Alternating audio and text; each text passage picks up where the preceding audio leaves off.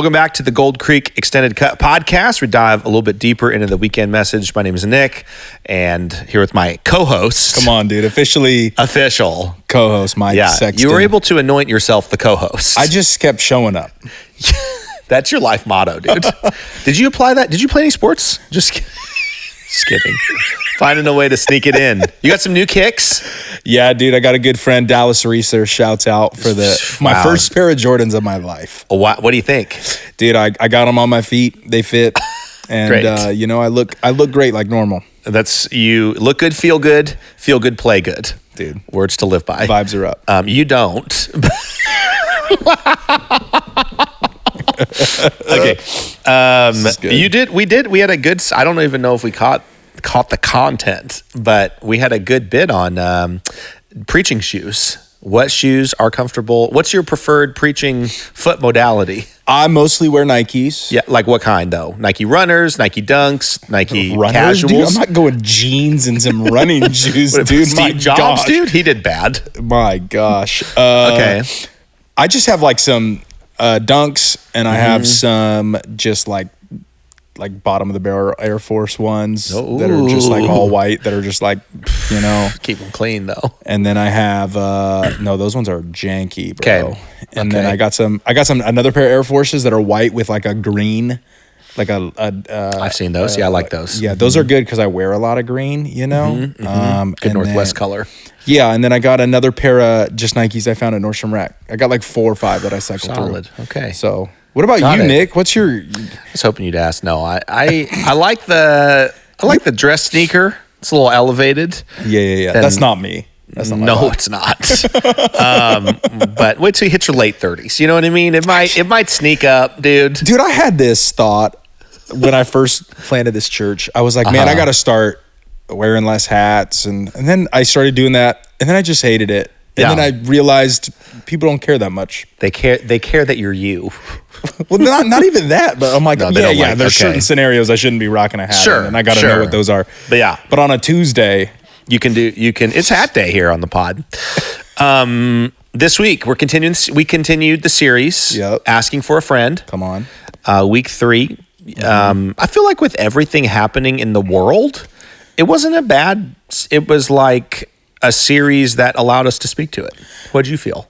I agree. I think the biggest thing that I gathered afterwards, people are looking for direction, whether it's spiritually, life, what to do with what's going on in the world. And I think what we talked about on Sunday, our next step journey as a church it was just helping people, us as pastors, defining, hey, here's where you should be going. And what is your next step? Totally. Are you good? No, I think we're good. Yeah. We have a guy, Tyler. Say what's up, Tyler. What's up? There he is. Come on, so dude. Picked it up.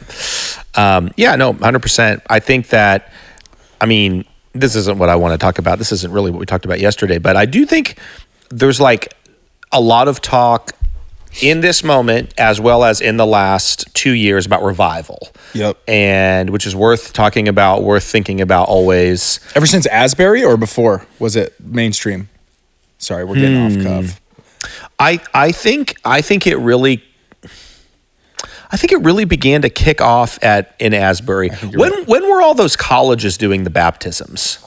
You remember those? I think that was post Asbury. I think Asbury's what was the kind of the kickoff for some of that. Asbury happened, and then it felt like a lot of churches were just like hosting really long worship nights. And we're like, dude, it's happening here too. Yeah, totally, totally. Which is like great. Yeah, which is great. Yeah.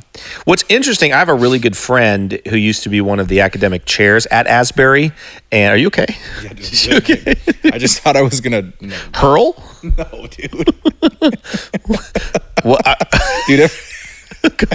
Just move on. Just go. You have a friend. Well, you kept pushing it away. I'm like, are you about to Ralph? I thought I was gonna make a weird noise, dude. A frog sound? Whoa.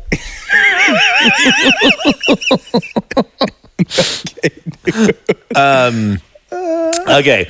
I have a friend who worked at Asbury for a while. And what's interesting about that is Asbury has had a number of what they call outpourings. Interesting. And so not radical. Asbury was founded by John Wesley, founded kind of in this, you could say in the outpouring movement. So that's happened. I think it happened in the 60s, in the 80s, and then again, kind of recently. Obviously, the unique thing about Asbury more recently was the amplification of it on social media. For sure. And the advent of that. And so, but I think I got plenty of thoughts about revival. I love studying these, I do think it's interesting that if this, let's say this is a moment of revival, which I think it is personally. I think if nothing else, people's hearts and minds are more open than ever. Yep. Their churches are, some more than others, are experiencing this. I mean, I think we're seeing it proportionately. For us, it wasn't like it was an Easter weekend, but there were definitely spiritual seekers. And so I think in that the obvious question is, well, what do I do now? Like maybe I would personalize it. I think about myself or my friends who are encouraged by the revival that we're seeing around the world, of just going like, how does revival live in you? Yeah. What does revival in your life look like? What a segue. Dude, come on. And because we talked about that this week. We had it already planned. Yeah. Of our, what we call the next step journey as a church. And let's go back though, because we've been talking about this for a little while at Gold Creek, this idea of discipleship. You're a discipleship guy, Mike. I mean, I think we all are in some capacity. Yeah. Okay, so we, people won't know this, but you came along with a few other people from our team. We had dinner at my house. Dude, I shared this on Sunday. I shared this story. Did you? Yeah. Share the story, dude. So you invited a group over. It was like 8 to 10 of us, some staff, some not staff. And we sat around the table having the conversation about discipleship. What does discipleship look like? And you started off by asking us, what does your discipleship journey look like? How did you come to faith in Jesus, and how have you been transformed into who you are today? And we all got a chance to go around the table, share a little bit of our story. It was really cool. And what we noticed was nobody had the same experience of like what was really transformative in order to lead them into. And they weren't, not that they weren't close, but they weren't similar. No, yours was like, man, it was the learning how to pray, and the prayer class that has been so formative for me. People were like, man, I got discipled one-on-one. Other person were like, man, my parents just like really pointed me to Jesus, and it was like really powerful. I was like, dude, I just read the Bible and I'm smart. And so dude, I figured it out. And so it was cool hearing everybody's story. And then your second question was, well, how do you think us as a church, Gold Creek, I shared this on Sunday. I don't remember exactly how you said it, but it was like, how should we utilize our time, talent, treasure in order to like bring people along this journey? And everybody started to share on their opinion. And it was interesting is everybody shared that what we should be doing as a church is how we had experienced for us, which is like, it's not a dog because we all did that. You did that. I did that.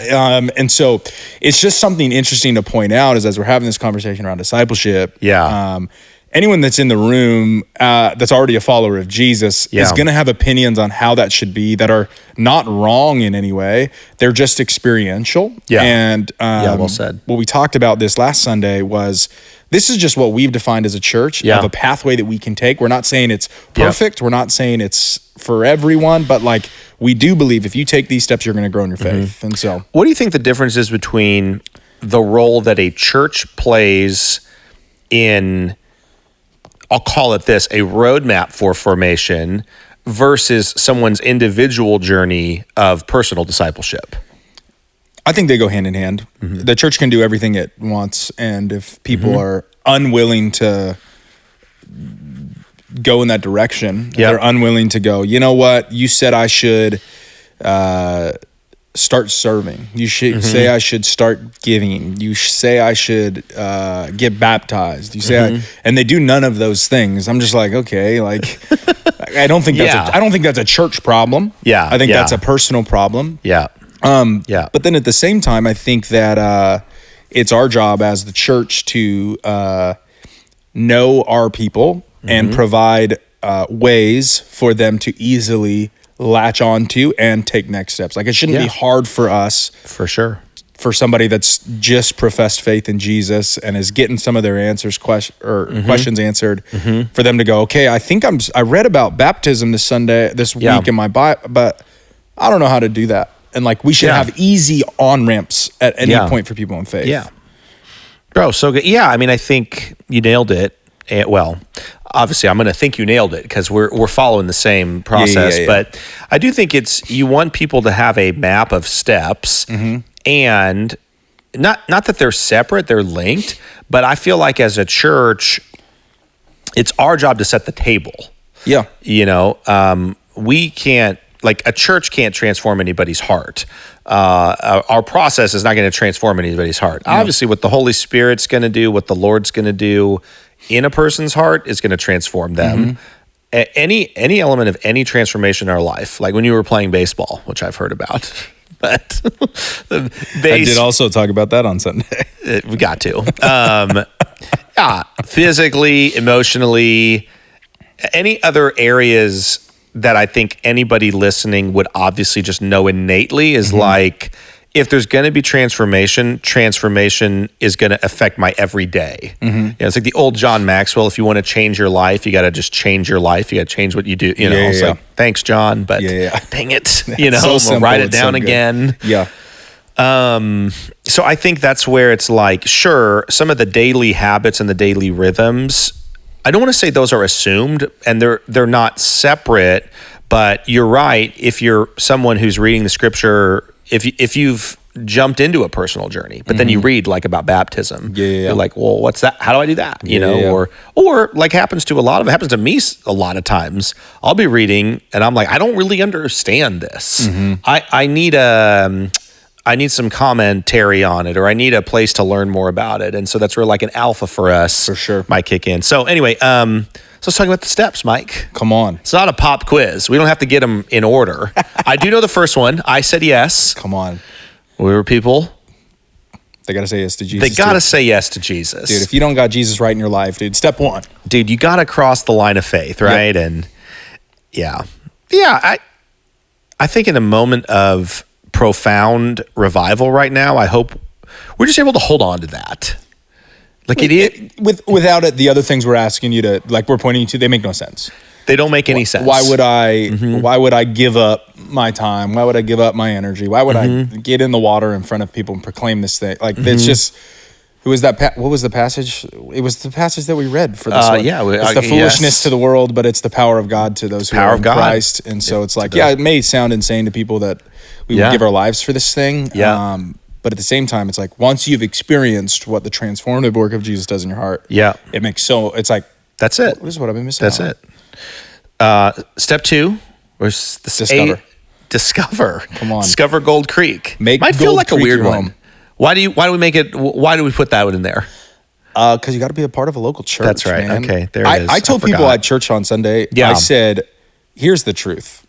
I said, if it's Gold Creek or no church, and you don't like us and you're not going to go to church, like I've missed it. Like I would rather you be at any church that is preaching the Bible, that is pointing you to Jesus, and you can grow in your faith, find community. Like, you need, but also at the same time, you got to like the church that you're at. Otherwise, you won't engage with it. And so, like, I kind of played it this like, you got to be involved in the church, but you also got to like the church you're in. Yeah. But don't be that person that's always looking for errors in churches, because guess what? You'll always find them. Always. And so you'll just be at a new church every year and a half. Yeah. You ever heard that joke about the guy on the island? You know what I'm talking about? Nope. This is a classic preaching joke, Mike. Okay, ready? It's let me get my notes out. One time they go to this they find this guy was shipwrecked, and he survived, managed to put it together. They go to rescue him, and he like built a little community there. He's like, that's my house, you know, that's my this is like, you know, my gym, whatever. And they were like, what's that? There's like, that's my church. And like, oh my gosh, man, you had limited resources. You took time to build a church. Like, that's amazing. He's like, yeah, it was really important that I had a spiritual place to worship and all that. And they said, man, that's amazing. There was like this other building on the other side. They're like, what's that building over there? He was like, that's my old church. So classic. Good. So good, dude. Tyler's loving it, dude. Tyler's loving it. That's great. Yeah, it's the DTR. You talked about it much better and more spiritually than I did. I called it the define the relationship moment. Maybe this is our age gap. Did you have those? Did you do them on like Instagram? for your gen? Like in what way? DTR? You never heard of a DTR? I know what to define the relationship is, okay. but like, are you talking like you would just put it on social? Like, no, I'm saying that's what your generation would do. Like we had to talk to people. Not that I'm that much older. That's insane. I like remember when Instagram came out, dude. Like, yeah, me too. But I was like in my career. Yeah, I was in high school. See there. Anyway, this guy acts like I like got an iPhone at 5, dude. This is crazy. Yeah, no, but that was the thing is like you would go to Starbucks. Maybe it was a Christian college thing. Maybe How old that are was you? 38. Okay, you're 8 years older than me. Well, a lot can happen in 8 years. Okay. You can earn a PhD. Well, okay, I haven't, but you can. I almost went there. So you would have the DTR, which is kind of like we've been hanging. Yeah. That's a good point. Like people, my guess is, if you're sitting at Gold Creek, Monroe, or Mill Creek, you like it, you're here, you know, as like, hey, do you want to jump in? Yep. Do I want to make this my home? All sure. Good, like you said. If not, if it's like Gold Creek or no church, that's a bummer. Yep. Go somewhere. But, yeah. And then third step, get back. Nope. Alpha. Take Alpha. Yep. The Alpha's been so good. I'm doing my 5th round of it. It's going buck wild here. I think we got some more. Yeah, we got a couple. I think we got 3 or 4 more to sign up this weekend. You got 2 Monroe tables. Dude, come on. Come on. Somebody at Monroe texted us about that. Let's follow up on that. Someone at Monroe? Uh-huh. Who was it? You would know. It's our friend. Was like, hey, I didn't see this open, and then interesting. Yeah, I think it's all good. But anyway, we don't need to do a work meeting here. Yeah, let's ad hoc that, Mike. So dumb. Let's do an ad hoc. Okay, so take Alpha. Let me ask you this: why is this one before baptism? Mm-hmm. Well, I think we tried to be somewhat data informed as we designed this. For sure. So we noticed as a church, as we historically looked over the data of the last couple of years of who had come to Discover, which was a new thing even back then, but the number one thing people did was Alpha. For sure. So I think people who were jumping in were like, if you didn't have a church background, you're like, I might be ready to get baptized, but I don't know if I'm there yet. So Alpha is, and I think for me, I said this yesterday in the message, that I actually learn what I would say is I don't, like if I think about a formal theological education, and I've done some graduate work in that and a couple of different lanes, and you always, it's like when you do graduate work, you're going to learn all the positions and you're going to learn like all this stuff, which is very, very helpful. What I feel like Alpha does though, for me, is it makes it like digestible. Yep. Like even more, I said this in the sermon, I was like, I think I don't want to say I've learned more in Alpha than in my graduate studies, but I've understood more in Alpha. Yeah. Because it's so digestible. Yep. So I think what we're saying in that, we're not saying that the journey is like you have to do this and then you have to do this and then you have to do this. Mm-hmm. But I think what we're saying is, man, we're reaching a lot of people that don't have a massive church background. They don't understand like who is the Holy Spirit? What is prayer and how do I do it? Right. Like, why should I do it? Right. We have so many people that are like, man, I've experienced the power of God in my life, man. I've said yes to Jesus. I've taken that step, but like, there's a lot of unknown. Like in a gospel presentation on a Sunday morning, I'm not presenting all of the things, you know what I mean? Totally. That they like. And so Alpha is this opportunity for people to ask all of those questions and come to an understanding of everything that they've kind of jumped in on. Yeah. And so good. Yeah. Then they can, I think go into confidence, into baptism and go, man, I know what I'm doing. Yeah. And I think that's the other thing I said yesterday is I feel like for us, Alpha provides an appropriate lane to engage with the Holy Spirit. For sure. Obviously, I would say God's Spirit, my hope would always be for Gold Creek in its expression, that the Spirit has access to that. I think we see that. But I think, if you come from a background that is highly experiential, you may be looking for something. Yep. And to that background, to me, Alpha's like, hey, that is, for us as a church structurally, that is the most appropriate place for people to have room for that. We can dedicate a lot of space to it. Also, I said this in the message too, once you start talking about Holy Spirit, it's like people are like, dude, I knew it. This is a cult. Where's the exits? It's like, no, like this is a no one's going to like manipulate you or shame you, or it's not going to be this highly emotional thing. It's going to be, very intentional and safe. I feel like that's will provide like a safe place to experience that in your life. Sure. So Alpha. Then there we go. Then baptism. Then you get baptized. Come on. Go public with your faith. You have to. Well, yeah, you have to. Yeah, you should. You ain't got to, but yeah, no, totally. So we do baptism. When's our next baptism? 19th of October. 19th of October. Big Coming day. up. Gonna be a big day. Gonna be a big day, bro. I'm excited. I'm really excited for that, actually. It's been a minute. I think our last one was kind of toward the beginning of summer. For sure. So we ready. Why do you think some people get hung up on this one or wait so long? I think a few things. That's a good question. I mean, candidly, I feel like people who have been Christians for a long time who just missed it, now they feel like they can't. Yeah. And they're like, man, no, I'm kind of like... I don't want people to think I'm like, just started doing this thing. Right. Yeah.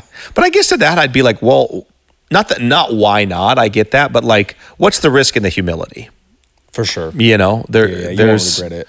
You won't regret it. Jesus got baptized. Safe to say he was doing well. And, but he goes and like that's how he inaugurates his ministries with a public baptism. Yeah. And so, he wasn't a beginner.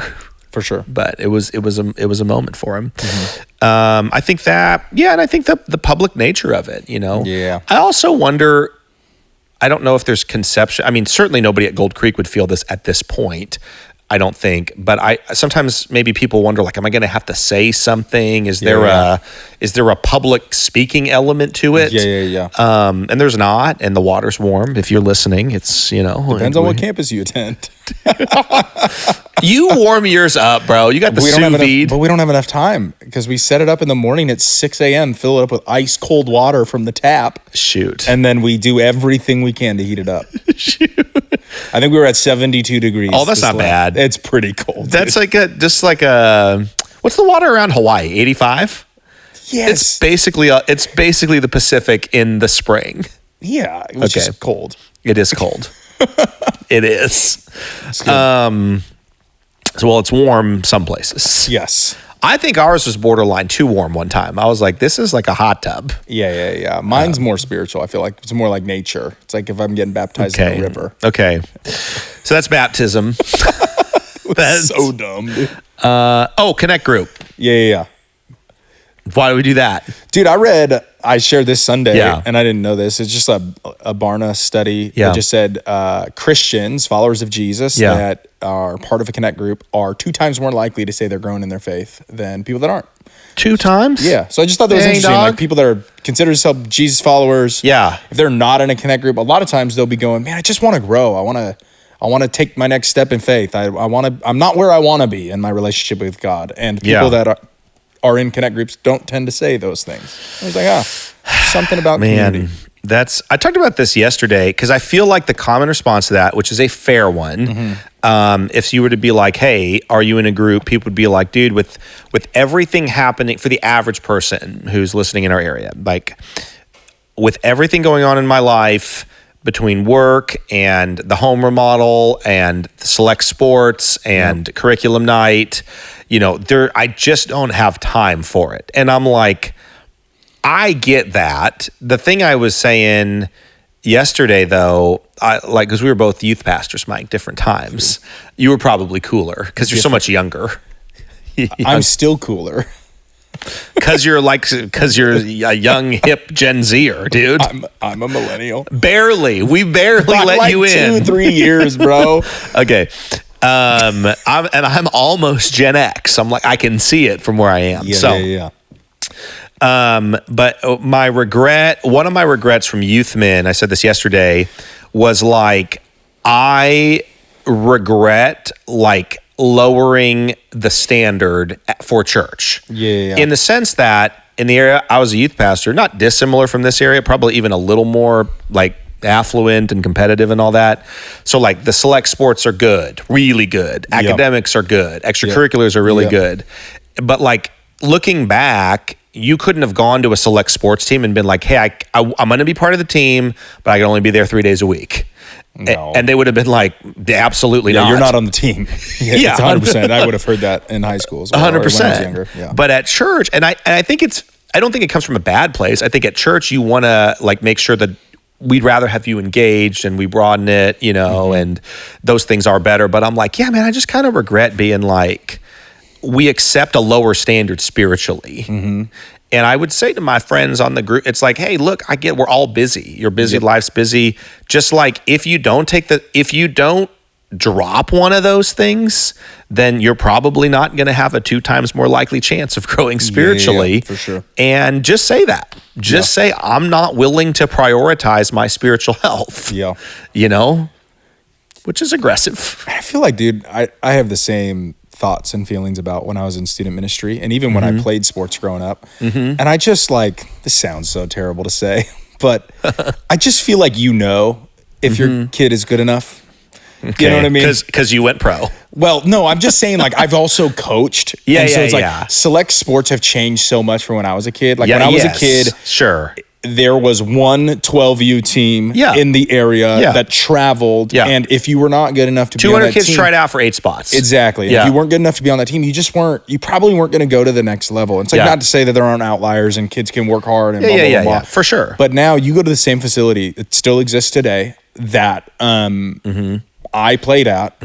There are now probably 12 to 15 just out of that one facility. And now there's multiple in the area of a 12U team that is playing select sports. Dang. And so you have so many different talent. And I just we've been coaches. Yeah. My friends that coach, and they just sell the dream because there's resources around it. Yeah, 100%. And then all of these families are doing, and it's just I don't think everybody's got to do that. Yeah, no, I agree. Or not that those kids should not be involved in church either, and then because they're really good, they shouldn't have to go to church on Sunday. I get it. I think we can all be adults and be like, dude, if your kid's an outlier and it's worth it, find a way to stay connected spiritually. Because I think this is why we have multiple on-ramps. This is the reason why during the school year we have Tuesday night connect groups for middle school and for kids, and we have all these other things, which is the reason why we keep high school ministry on Sunday night, is because it doesn't compete with as many. We try to do all those things. So sure, maybe Sunday mornings are crazy. Yeah. For a couple months stretch. Yeah. It's engage somewhere else. No, bro, 1,000,000%. Yeah, and it doesn't. I think I want to be careful here because maybe somebody could be listening genuinely from a good place. For sure. That's hey, just attending church. I can prioritize my spiritual health. It's not just church. For sure. And I'm like, dude, totally you can do that. 100%. Or you can stay engaged with us digitally and all those different things. Yep. I think for the majority of people though, there is a moment where you just have to say am I going to prioritize my spiritual health? Yep. And that probably looks like at a local church. Yep. And it may not, it may not look like showing up and experiencing an angelic expression every time. For sure. Probably is going to be compounded over years of consistency. 100%, as most things are. And no one wants to hear that. No one wants to hear that. Dude. That's how you grow spiritually. But that is how it happens. Then you start serving. Or you start serving. Yeah. Not then. Come on. Okay. Yeah. Lots of places serve. Coffee. You had a coffee team gal this week. Come on, we got a good coffee team, dude. They're dialed in. Everybody likes our coffee in Monroe, which is interesting. It's just Dunkin' Donuts off of Amazon. It's nothing special. I asked Nick when you were there, dude. I was like, dude, what you think about the coffee? You're like, dude, it's pretty good. Is this a local shop? I was like, bro, you know nothing about coffee, dude. Dunkin' Donuts, dude. Dunkin' is local to Boston, Massachusetts, which you are not from. So fair. Yeah, I think so often, man, when we're having the conversation around church and serving, people are they say one of two things. I don't know where to start. I'm not going to be very helpful. And then they're also like, man, there's not a need. I show up every week and it's dialed in. It's like, yeah, sure. Yeah. But what I was communicating yesterday to church is we have no idea what this group of people, our church, our region is missing out on because you haven't stepped up and used your gifts. 100%. Because you have and so it's not about sure, we can use more kids volunteers. Sure, we can use more greeters. Of course. All those things all the time. Yes. Yeah. But really, we are missing out, and not we as in myself and the church, but our mission as a church to reach those who are far from God so they can find hope and purpose in Jesus. We are not doing it at the caliber and at the capacity that we could because not everybody's stepping into their gifts. Big time. And dude. So, yeah, like we said, we need you. We need your gifts. 100%. Friends, and and I always say this is my cliche thing, but I stand by it of most of my favorite memories around church is not when I was attending, it was when I was serving. Yep.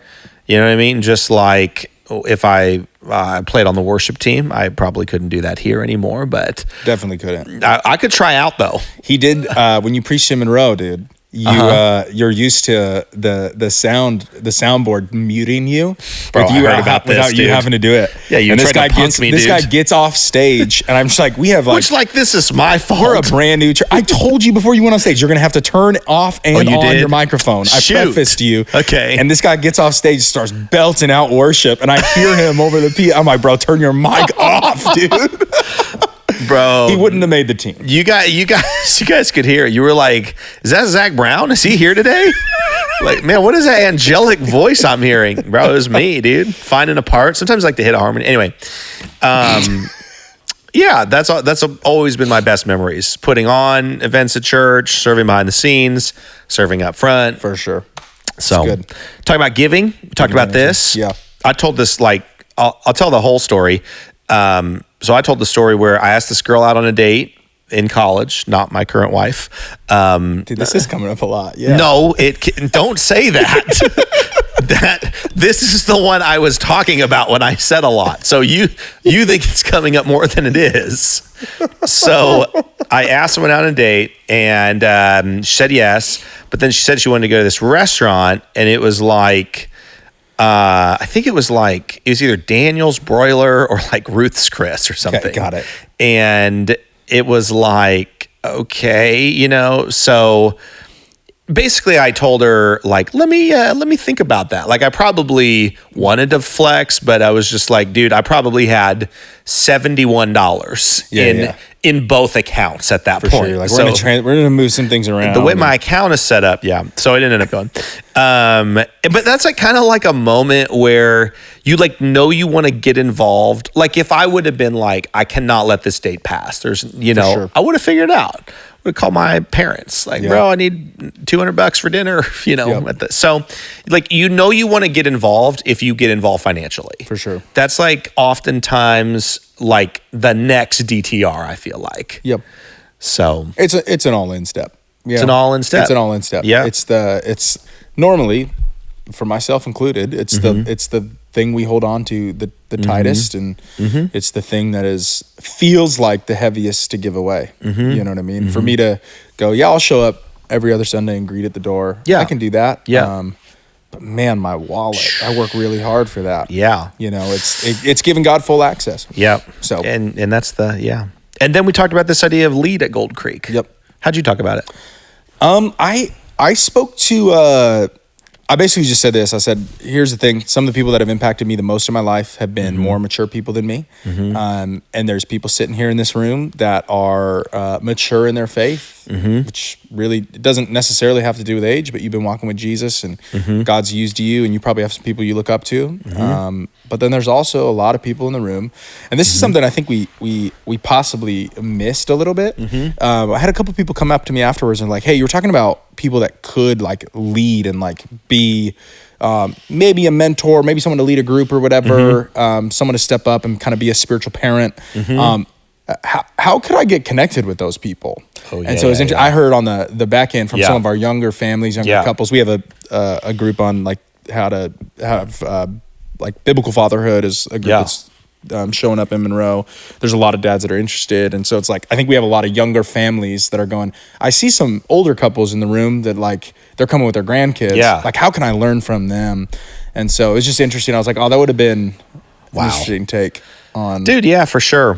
Not that I'm trying to, my job, I don't see my job as to like set up individuals with individials for like one-on-one mentorship. That's what we're talking about. We would try, but that we couldn't scale that. We wouldn't be able to do it. What about you? That's good, man. About it? Yeah, man. No, I really similarly. I mean, I think the verse we used on that of Paul saying, I think the NIV said, even if you had 10,000 guardians in Christ, you don't have many fathers. And I think another translation, I don't remember which one, says like, I can see you have many teachers, but not many fathers. And I think even, so I just kind of interacted with that word of like guardians of, guardian, teacher, tutor, another another way that word is used in Greek is as a nanny, like a babysitter. And I'm like, yeah, man, if I just look at the landscape of formation in the world right now, spiritually for Christians, like there's a lot of tutors, teachers. Yeah. Like you can get like, man, maybe that was prophetic because Paul being like, even if you had 10,000 voices, I'm like, you can have 10,000 voices online right now. Easily, but not many fathers. And I think just kind of like we need that. There's something very different about spiritual parenthood. For sure. And so, and I think probably for a lot of people who are at Gold Creek, like my guess is they've not done it before. We're probably not asking people to do it for the first time. Probably asking people who have experience in it, maybe to re-engage a little bit. Yeah. And I kind of felt that a little bit. So Same, bro. Dude, 8-point sermon. 8 points. I mean, I almost always have 8 points when I do the outline because I always got the 4 bonus points up front that don't have numbers. So, but you guys, and then our other friend. Takeaway, though, that was our 9. Key take. That's right. And plus, we had the practical questions. We had a 10 point. We had a 10er. I hit the beginning of my outline. Point number 1, I started hitting it with 19 minutes left on my 30-minute clock. Yeah. And that's not bad. Dude, I cooked. I got done. I got done with it. I was 1 minute over. I think I was 31 minutes. Well done, Mike. Dude. Well done. Thanks for checking out the Gold Creek Extended Cut podcast. See you next week.